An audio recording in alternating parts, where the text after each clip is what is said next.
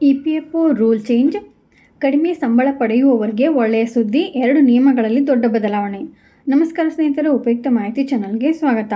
ಇಪಿಎಫ್ಒನ ಇಡಿಎಲ್ಐ ನೌಕರರ ಠೇವಣಿ ಸಂಬಂಧಿತ ವಿಮಾ ಯೋಜನೆಯಲ್ಲಿನ ಕಠಿಣ ಷರತ್ತುಗಳನ್ನು ಸರ್ಕಾರ ಸಡಿಲಿಸಲಿದೆ. ಇದರರ್ಥ ಇನ್ಮುಂದೆ ಈ ವಿಮೆಯ ಪ್ರಯೋಜನ ಪಡೆಯುವುದು ಇನ್ನಷ್ಟು ಸುಲಭವಾಗಲಿದೆ. ನೀವು ಉದ್ಯೋಗಸ್ಥರಾಗಿದ್ದು PF ಖಾತೆಯನ್ನು ಹೊಂದಿದ್ದೀರಾ? ಹಾಗಾದರೆ ನಿಮಗೊಂದು ಸಂತಸದ ಸುದ್ದಿ. ಕೇಂದ್ರ ಕಾರ್ಮಿಕ ಮತ್ತು ಉದ್ಯೋಗ ಸಚಿವಾಲಯವು EPFO ನಿಯಮಗಳಲ್ಲಿ ಮಹತ್ವದ ಬದಲಾವಣೆ ತಂದಿದ್ದು, ಇದು ಲಕ್ಷಾಂತರ ಉದ್ಯೋಗಿಗಳು ಮತ್ತು ಅವರ ಕುಟುಂಬಗಳಿಗೆ ವಿಶೇಷವಾಗಿ ಕಷ್ಟದ ಸಮಯದಲ್ಲಿ ದೊಡ್ಡ ಆರ್ಥಿಕ ಭದ್ರತೆಯನ್ನು ಒದಗಿಸಲಿದೆ. ಹೌದು, EPFOನ ಇಡಿಎಲ್ಐ ನೌಕರರ ಠೇವಣಿ ಸಂಬಂಧಿತ ವಿಮಾ ಯೋಜನೆ. ಈ ಯೋಜನೆಯಲ್ಲಿ ಹಲವಾರು ಕಠಿಣ ಷರತ್ತುಗಳನ್ನು ಸರ್ಕಾರ ಸಡಿಲಿಸಿದೆ. ಮೊದಲನೇದಾಗಿ, ಅಕೌಂಟ್ನಲ್ಲಿ ಹಣ ಕಡಿಮೆ ಇದ್ದರೂ ಕುಟುಂಬಕ್ಕೆ ರು 50,000 ಗ್ಯಾರಂಟಿ. ಇದು ಅತ್ಯಂತ ಪ್ರಮುಖ ಬದಲಾವಣೆ.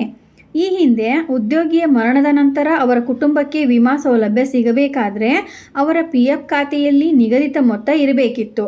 ಆದರೆ ಶುಕ್ರವಾರ ಹೊರಡಿಸಿದ ಹೊಸ ಅಧಿಸೂಚನೆ ಪ್ರಕಾರ ಆ ಷರತ್ತನ್ನು ಈಗ ಸಂಪೂರ್ಣವಾಗಿ ತೆಗೆದುಹಾಕಲಾಗಿದೆ.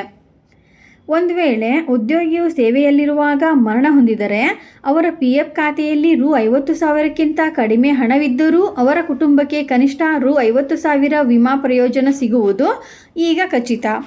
ಇದು ಕಡಿಮೆ ಸಂಬಳ ಪಡೆಯುವ ಮತ್ತು ಬೇರೆ ಯಾವುದೇ ವಿಮೆ ಹೊಂದಿರದ ಅಸಂಘಟಿತ ವಲಯದ ಕಾರ್ಮಿಕರಿಗೆ ದೊಡ್ಡ ವರದಾನವಾಗಿದೆ.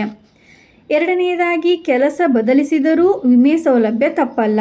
ಕೆಲಸ ಬದಲಾಯಿಸುವ ಉದ್ಯೋಗಿಗಳಿಗೆ ಇದು ಸಿಹಿ ಸುದ್ದಿ. ಈ ಹಿಂದೆ 12 ತಿಂಗಳ ನಿರಂತರ ಸೇವೆಯನ್ನು ಲೆಕ್ಕ ಹಾಕುವಾಗ ಕೆಲಸಗಳ ನಡುವೆ ಅಂತರವಿದ್ದರೆ ಗೊಂದಲಗಳಾಗುತ್ತಿದ್ದವು. ಆದರೆ ಈಗ ನಿಯಮವನ್ನು ಸಡಿಲಿಸಲಾಗಿದೆ. ಹೊಸ ನಿಯಮದ ಪ್ರಕಾರ ನೀವು ಒಂದು ಕಡೆಯಿಂದ ಕೆಲಸ ಬಿಟ್ಟು ಇನ್ನೊಂದು ಕಡೆ ಸೇರಿಕೊಳ್ಳಲು 60 ದಿನಗಳಿಗಿಂತ ಕಡಿಮೆ ಸಮಯ ತೆಗೆದುಕೊಂಡರೆ ಅದನ್ನು ಗ್ಯಾಪ್ ಎಂದು ಪರಿಗಣಿಸಲಾಗುವುದಿಲ್ಲ. ನಿಮ್ಮ ಹಳೆಯ ಮತ್ತು ಹೊಸ ಕೆಲಸದ ಅವಧಿಯನ್ನು ಒಟ್ಟಿಗೆ ಸೇರಿಸಿ ನಿರಂತರ ಸೇವೆ ಎಂದು ಲೆಕ್ಕ ಹಾಕಲಾಗುತ್ತದೆ.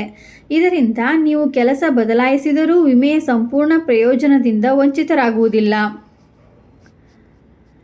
ಯಾವುದೇ ಪ್ರೀಮಿಯಂ ಇಲ್ಲದೆ ಸಿಗುವ ಭದ್ರತೆ. ಇಡಿಎಲ್ಐ ಯೋಜನೆಯ ಮುಖ್ಯ ಉದ್ದೇಶವೇ ಇದು. ದುರದೃಷ್ಟಕರ ಸಂದರ್ಭಗಳಲ್ಲಿ ಮನೆಯ ಸಂಪಾದಿಸುವ ಸದಸ್ಯರು ಮರಣ ಹೊಂದಿದಾಗ ಅವರ ಕುಟುಂಬಕ್ಕೆ ತಕ್ಷಣದ ಆರ್ಥಿಕ ನೆರವು ನೀಡುವುದು. ವಿಶೇಷವೆಂದರೆ ಈ ವಿಮಾ ರಕ್ಷಣೆಗಾಗಿ ಉದ್ಯೋಗಿಗಳು ತಮ್ಮ ಜೇಬಿನಿಂದ ₹1 ಪ್ರತ್ಯೇಕ ಪ್ರೀಮಿಯಂ ಪಾವತಿಸುವ ಅಗತ್ಯವಿಲ್ಲ. ಒಂದು ವೇಳೆ PF ಖಾತೆದಾರರು ತಮ್ಮ ಖಾತೆಯಲ್ಲಿ ನಾಮಿನಿಯನ್ನು ಹೆಸರಿಸಲು ಮರೆತಿದ್ದು ಅವರು ಮರಣ ಹೊಂದಿದರೆ ಏನಾಗುತ್ತದೆ? ಆತಂಕ ಪಡಬೇಕಾಗಿಲ್ಲ. ಅಂತಹ ಸಂದರ್ಭದಲ್ಲಿ PF ಮತ್ತು ವಿಮೆ ಸಂಪೂರ್ಣ ಮೊತ್ತವನ್ನು ಅವರು ಕಾನೂನುಬದ್ಧ ಉತ್ತರಾಧಿಕಾರಿಗೆ ನೀಡಲಾಗುತ್ತದೆ. ಇದಕ್ಕಾಗಿ ಉತ್ತರಾಧಿಕಾರಿಯು ತಮ್ಮ ಗುರುತನ್ನು ಮತ್ತು ಹಕ್ಕನ್ನು ದೃಢಪಡಿಸಲು ಆಧಾರ್ ಕಾರ್ಡ್ನಂತಹ ಅಗತ್ಯ ದಾಖಲೆಗಳನ್ನು ಸಲ್ಲಿಸಬೇಕಾಗುತ್ತದೆ. ಇದೇ ರೀತಿ ಮಾಹಿತಿಗಾಗಿ ನಮ್ಮ ಚಾನಲನ್ನು ಸಬ್ಸ್ಕ್ರೈಬ್ ಆಗಿ ಮತ್ತು ಶೇರ್ ಮಾಡಿ. ಧನ್ಯವಾದಗಳು.